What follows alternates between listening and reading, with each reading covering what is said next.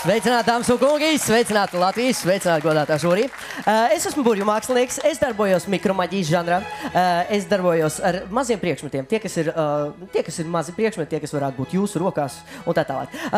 Man būtu vajadzīga publika, kas būtu gatava sēdēt šeit uz skatuves. Vai jūs varētu izvēlēties divus cilvēkus, divus cilvēkus, kas būtu gatavi pievienoties man šeit? Jā, es gribētu, lai to izdariet jūs, tā lai tas nav nekas sagatavots. Godātie dāmas un kungi, tie, kas šeit pavadījuši kādu laiciņu, es gribētu, lai jūs ziniet to, ka es nepazīšu šīs meitenes. Pareizi? Perfekt. Meitenes, droši nākiet pie manīm. Kā jūs sauc? Jā, Ilze, perfekt, Ilze, ieņemiet lūdzu savu vietu. Un kā jūs sauc? Māra, droši ieņemiet vietu. Okay. Dāmas un kungi, šī ir visparastākā kāršu kava. Šeit ir tikai 52 kārtas.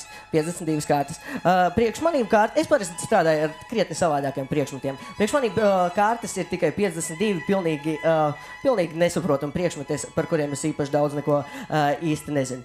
Dāmas un kungi, jūs ziniet, ka Latvijā ir daudz burvju mākslinieku, jebkurš sev var nosaukt par burvju mākslinieku, bet mēs vienmēr gribam zināt to, ka burvju māksliniekam nekas neslēpjas piedurknēs. Pareizi? Perfekt. Ok, dāmas un kungi, tāpēc es vēlētos jums pierādīt to, ka man šoreiz pilnīgi nekas nav piedurknēs, tāpēc es noģērbšu savējo uzvalku, apmēram šādi. Es gribētu, lai jūs ziniet to, ka visi ir pilnīgi godīgi, apmēram šādi te. Un vienīgais, es daudz runāšu šovu laikā, tāpēc es periodiski gribēšu iedzert nedaudz sulas, un es ceru, ka tas ir atļauts šovā. Pareizi? Perfekt. Ok. Godātās dāmas, Ilze bija pareizi? Perfekt. Ilze, es gribētu, lai jūs noliekat vienu pirkstu šādi, tā kā es. Šādi. Perfekt. Un vai jūs varētu pieskarties pie jebkuras kārtas, kas jums patīk visā kavā? Absolūti jebkuras kārtas droši. Šīs te. Parādiet kārti visiem pārējiem. Ok? Parādiet kārti visiem pārējiem, tā lai es viņu neredzu. Ir kārtībā? Perfekti. Tā lai es viņu neredzu. Ilze, un vai es varētu palūgt, vai es jums parāk... Ilze, vai es jums varētu palūgt pateikt stop jebkurā brīdī, kad jums ienāk prātā, ok? Perfekt. Ilze... Bija valdīt tiešām vietā. Jebkurā brīdī, kad jums patīk. Perfekti. Ilze, un vai jūs varētu nolikt kārtu šeit? Perfekti. Ilze, vai jūs atcerieties šo te darbību, kad es teicu, kad ir jāpasaka stop jebkurā brīdī? Šo te darbību. Atcerieties? Jūs dzirdējāt skaņu? Šo te skaņu.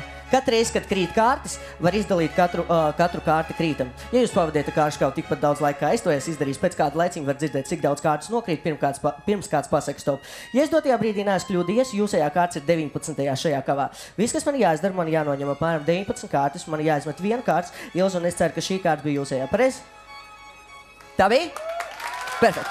Okay. Un jūs bijāt? Māra, es gribētu, lai jūs paņemiet šo kārti un šo ļoti dārgo koriešu marķieri. Un es gribētu, lai jūs ar šo marķieri atstājat lielu parakstu šīs kārtas. Tādā veidā jūs zināsiet, ka tādas otras kārtas nevar būt ne man, nevienam citam pasaulē. Pareizi? Ja jūs, protams, neesat parakstījuši kādu kārau dūzi iepriekš. Pareizi? Perfekt. Okay. Māra, un es arī tieši tāpatās, es neizmantošu pirmo tehniku, jo es jau viņu tikko jums atklāju. Es gribētu, lai jūs vienkārši apstādiniet mani jebkurā brīdī šeit un nolieciet savējo kārtu atpakaļ kavā. Dāmas un kungi, jūs ziniet, kā parasti saka par burvju māksliniekiem, tā ir roku veiklība un nekādas mānīšanās. Manā gadījumā, jūs redziet, es daudz runāju, manā gadījumā tā ir mēles veiklība. Visu, ko es izdarīšu, es ielikšu kārtas pie sevi mutē, dāmas un kungi, un es ar mēli atradīšu Ilzes kārti ar Māras parakstu. Skatieties.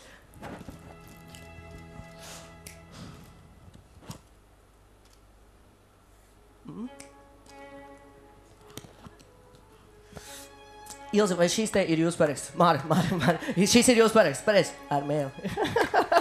Paldies jums, dāmas un kungi! Paldies, liels! Tālāk. Vai jūs vēlaties vēl? Ok. Īstenībā man ir neliels suvenīrs sagatavots. Es zināju, ka Jan, jūs būsiet šodien vienīgā dāma šajā žūrijā. Es jums gribētu uztaisīt suvenīru. Derēs? Jā, bet no kurienes tu viņu vilksi ārā? Es tūlītās uztaisīšu. Galvenais nesatraucieties. Teiksim tā, es domāju, ka jebkuram no jums mājās ir dākšiņa, pareizi? Perfekt. Ilze, jā, vai jūs varētu pārbaudīt to, ka šī ir visparastākā dākšiņa? Viņa nekādā veidā nav sagatavota, pareizi? Perfekti. Māra, un vai jūs varētu pārbaudīt dākšiņu to, lai gadījumā, ja mēs ar Ilzi esam pazīstami tā, lai tiešām nekas nebūtu. Visi kārtībā. Perfekti. Dāmas un kungi, kādreiz bija tāds burvju mākslinieks, viņu sauc Uri Gellers. Viņš vienmēr apgalvoja, ka cilvēks ar domas palīdzību var deformēt metāla priekšmetus. Es nezinu, kā viņš to darīja, bet tas izskatījās apmēram šādi. Viņš vienmēr ņēma dākšiņu, viņš viņu vienmēr sarīvēja. Līdz ar to šī dākšiņa vienmēr sāk uzkarst. Ja mēs viņu strauji atdzesētu, šī dākšiņa vienmēr sāk deformēties, un tas izskatījās apmēram šādi te. Ja jums patīk, jūs varat aplaudēt. Mēs mēģināsim vēlreiz. Es zinu, mēs mēģināsim šādi. Dažreiz, kad es šo daru, viss, kas man jāizdara, man tikai jāsarīvē dakšiņu, un viņi vienmēr sāk izliekties uz augšu, apmēram šādi te. Perfekti. Dažreiz pēc pasākumiem pie maniem nāk dāmas un vienmēr jautā, vai jūs varētu palīdzēt manam vīram, draugam. Es saku, es ar to nenodarbojos, es esmu tikai burvju mākslinieks. Visu, ko es daru, es sarīvēju dakšiņu, viņi izliecās nedaudz uz augšu, bet ja mēs viņu strauji sakratītu apmēram šādi te, šī dakšiņa vienmēr pārvērstos par fantastisku suvenīru, ja ne? Un tikko, kā es varēšu nokāpt no skatuves, es gribētu šo uzdāvināt jums. Nu, paklau, Juri, nu, tu esi baigais muldoņa. Jā, tā ir. un ar to baigo muldēšanu, tas lai ir no manas puses kā kompliments, jo tas ir tas, ko tu māki izklaidēt. Es, protams, nezinu, cik es stundas spētu skatīties tādus mazus, sīkus priekšmetiņus kaut kur no skatuves, bet es esmu vairāk nekā pārliecināta, ka to arī kaut kā spētu arī mūs visus tajā pasākumā iesaistīt, un tāpēc es gribu redzēt arī nākamo reizi. Okay. Jā, es atvainojos, tu varētu lūdzu parādīt visiem dakšiņu, un ko tu darīsi ar šo dakšiņu? Ēdīs, protams. Makaronus. To ļoti ērti ir sēst salāts un kanapē. Nē, rīsiem. Tad redzēsim, kas ar mani būs pēc 2 mēnešiem. Es ēdīšu tikai ar šādu dakšiņu. Agri, lūdzu, tavs komentārs. Mans komentārs ir tāds, ka es mēģināju sākumā koncentrēties uz to, kas notiek, skatījos uz Jura pirkstiem, un beigās es sapratu to, ka vienā mirklī es biju pilnīgi Jura varā jau, un kad es vairs nesēdēju šeit kā žūrijas pārstāvs, bet jau kā parasts skatītājs, kurš ir pārņemts, un es aizmirsu savus pienākumus. Tas nozīmē to, ka Juris ir panācis savu, un viņš ir savas lietas meistars. Paldies, Redz, Juri, tev glaimo, pagaidām tikai glaimi. Jāni, lūdzu. Nu, īstenībā ļoti pozitīvi, asprātīgi un tiešām runa un valoda no tevis plūst un ir patīkam klausīties. Un es nesen skatījos ar vienu raidījumu, kur tika atmaskoti visādi triki, baigi foršais raidījums, un es sapratu, ka mēs pārējie, kas nezinām tos trikus, esam baigi stipri apvesti ap stūri.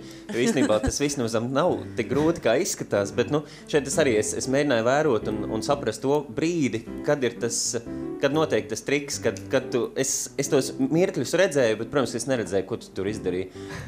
Bet triki visi izdevās, rezultāts bija, cepurnost. Paldies, Jāni, paldies jums visiem 3. Agri, 10 sekundes. Galu galā, es zinu, ka vienmēr žūrijas, tas skatītāji gaida reklāmas pauzes un tā tālāk, bet negaidīsim. Paldies, Pirmā zvaigzne. Jāna, lūdzu, tev 10 sekundes. Es domāju, ka skatītājiem ir vērts dot iespēju 2. Jāni, lūdzu, tavas 10 sekundes. Es tev varētu parādīt savu triku, Sarnāts. kā es aizspiežu garām, bet labi.